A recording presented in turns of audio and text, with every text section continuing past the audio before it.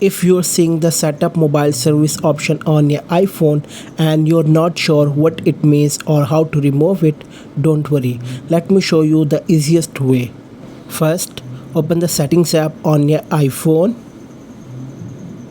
Now scroll down a little and tap on setup mobile service. Once you open it, you'll see two options: install mobile plan and don't install mobile plan. Now if you have an eSIM and you want to activate, simply tap on install mobile plan and scan the QR code provided by your carrier. After that, your eSIM will be activated.